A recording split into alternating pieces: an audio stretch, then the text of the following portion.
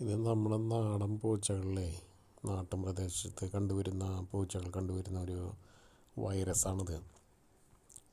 ഇത് ഇവറ്റകളുടെ ശരീരത്തിൽ ഇങ്ങനെ വന്ന് അവിടെ നല്ല ചൊറിച്ചിലുണ്ടാവും. ചൊറിയുമ്പോൾ ഇവറ്റകളുടെ രോമം കൊഴിഞ്ഞു പോകും.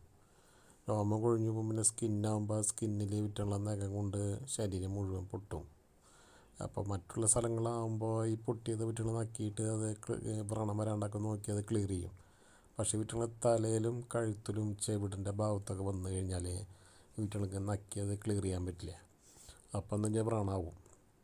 വ്രണമായി ഇത് പഴുത്ത് ഇവറ്റകളുടെ തലയിൽ ആ ഭാഗത്തൊക്കെ വന്നാൽ പെട്ടെന്ന് ചാവും ഇവറ്റകൾ. അപ്പോൾ നമ്മൾക്കിപ്പോൾ എന്താ വെച്ച് കഴിഞ്ഞാൽ ഞാനൊരു എൻ്റെ പരിസരത്ത് ഒരു 3-4 പൂച്ച ഇതുപോലെ ചത്തു. ശ്രദ്ധിക്കേണ്ടതാണ്. ഞാനിത് എൻ്റെ വീട്ടിലുണ്ടായിരുന്ന പൂച്ചേനെ ഞാൻ എന്താ വെച്ച് കഴിഞ്ഞാൽ ചൊറിച്ചിട്ടുള്ളൊരു ലോഷൻ മേടിച്ച് മെഡിക്കൽ ഷോപ്പിൽ നിന്ന് പറഞ്ഞ് ലോഷൻ മേടിച്ചപ്പോൾ ചൊറിച്ചിൽ മാറി രോമമൊക്കെ ലേശിച്ച് വന്നു. അപ്പോൾ പിന്നെ മാന്തൽ നിന്നു. അങ്ങനെ തലയിലും കഴുത്തിലും മാന്തിയതിൻ്റെ വ്രണം ഉണ്ടായിരുന്നു. അവിടെ ബെറ്റാഡിൻ മരുന്ന് പെറ്റി കൊടുത്തപ്പോൾ അത് ഉണങ്ങി. സത്യത്തിൽ അത് നമ്മൾ ശ്രദ്ധിച്ചില്ലെങ്കിൽ ചത്തേനെ. പക്ഷെ നമ്മളത് വേണ്ട രീതിയിൽ അത് കെയർ ചെയ്തൊരു മിണ്ട പറയണില്ല പാവം.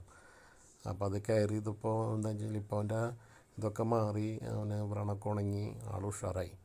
അപ്പോൾ നമ്മളെ വീട്ടിലെ പൂച്ചകൾ നമ്മൾ സ്നേഹിച്ച് വളർത്തുന്ന പൂച്ചകളോ വീട്ടിൽ സ്ഥിരമായി വരുന്ന പൂച്ചകളോ ഒക്കെ ഉണ്ടെങ്കിൽ ഈ തരത്തിലൊന്ന് ആയിട്ടാണൊന്ന് സഹായിച്ചിട്ടൊന്ന് രക്ഷപ്പെടുത്തുക, അല്ലെങ്കിൽ ചത്തുപോകും കേട്ടോ.